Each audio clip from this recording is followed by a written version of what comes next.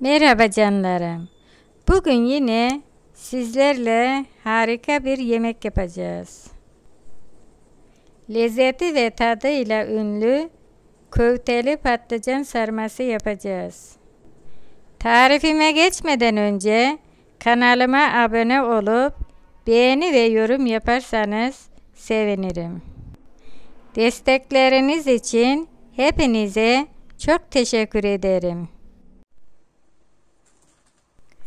Patlıcanlarımızı ince ince dilim yapıp tuzlu suya bıraktım. Daha sonra acı suyunu iyice yıkayıp sudan alıyoruz. Tepsimize yağlı kağıdımızı serip patlıcanlarımızı arkalı önlü yağlıyoruz. Bu arada sevgi dolu yorumlarınızı görüyorum. Yorumlarınız ve destekleriniz için hepinize çok çok teşekkür ederim.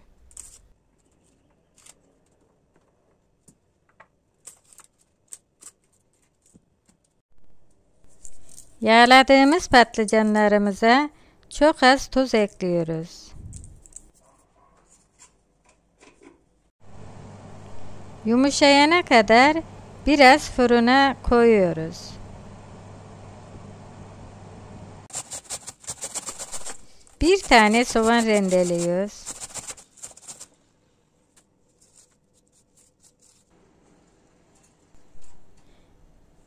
Biraz kırmızı toz biber, biraz tuz,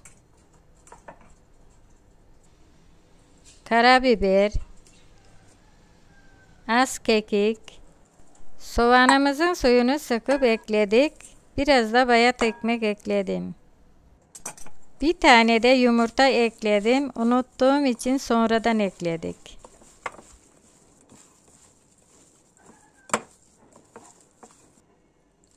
Çok az da su ekledim. İyice yoğurdum.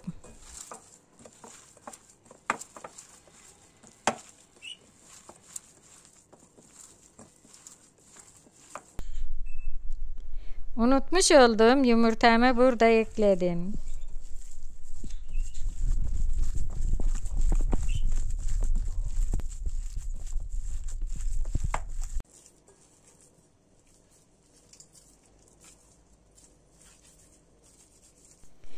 Köftelerimizi bu şekilde yapıyoruz.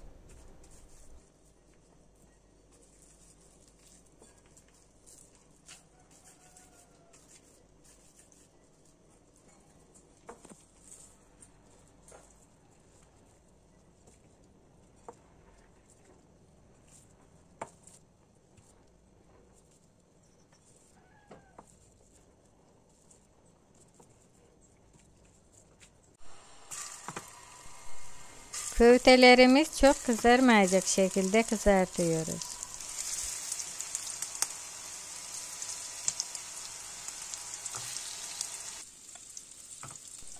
Kızaran köftelerimizi tabağımıza alıyoruz.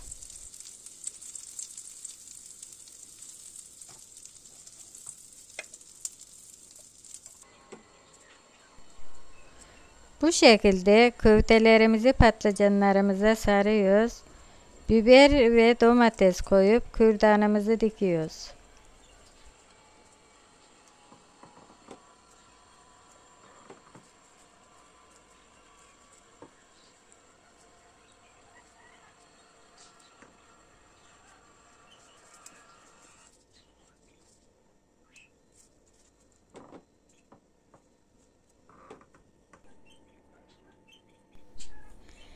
Bana sormak istediği sorularınız olursa yorumlarda sorabilirsiniz. Size mutlaka cevap veririm.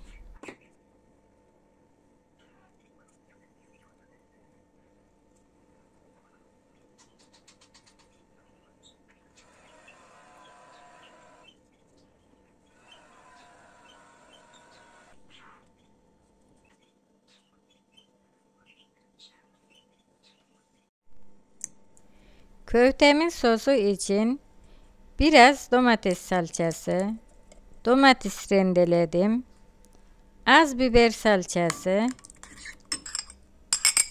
bir Bir tane sarımsak iyice karıştıracağız. Suyunu ekliyoruz.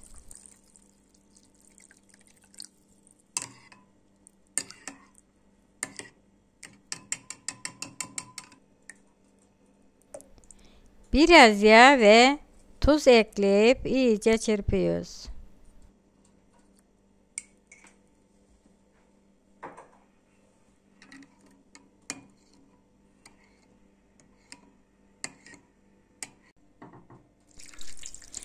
Daha sonra sosumuzu köftelerimizin üzerine döküyoruz. Önceden ısıtmış olduğumuz fırınımıza koyuyoruz. Ve yemeğimiz pişti. Ocaktan alıp servis yapabiliriz. Videomu sonuna kadar izlediğiniz için hepinize çok teşekkür ederim. Yeni bir videoda görüşmek üzere. Allah'a emanet olun.